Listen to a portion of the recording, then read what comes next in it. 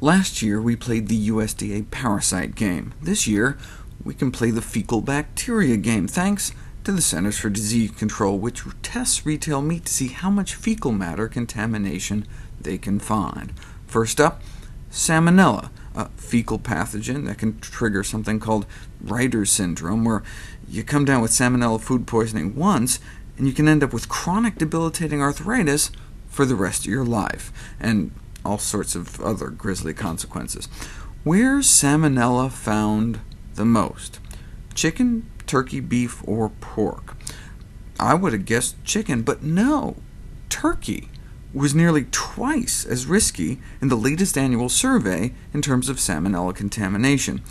But what percentages are we talking about?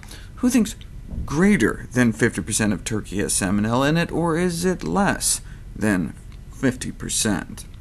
Thankfully, less than 50%. Only about 1 in 7 retail packages of poultry has the potential to permanently cripple us. Better odds than Russian roulette. Seriously, though, why are American consumers placed at such high risk? Earlier this year, in a meat industry trade publication, an article was published on how countries in Europe boast extremely low salmonella rates. They've gotten salmonella contamination in poultry as low as 2%. How do they do it? While countries like Sweden still find some salmonella-positive flocks, the difference is that it is illegal there to sell salmonella-positive chicken. What a concept. It's illegal to sell a product that could kill or cripple our children. So why don't we do that? Banning infected poultry is a hard-handed policy. An Alabama poultry science professor explains, the fact is that it's too expensive not to sell salmonella-positive chicken. Can you imagine a toy manufacturer saying, sorry, we'd love to pull unsafe toys from the market, but such a large percentage of our toys are hazardous that it would be too expensive for us.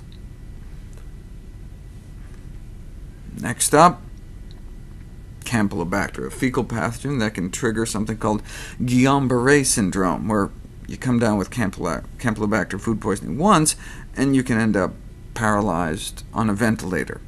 You're not in a coma, you're awake, but so completely paralyzed you can't even breathe on your own. I've seen about a dozen patients with Guillain-Barré. It's like straight out of a buried alive horror movie. Where's Campylobacter found the most? Chicken, turkey, beef, or pork? No contest.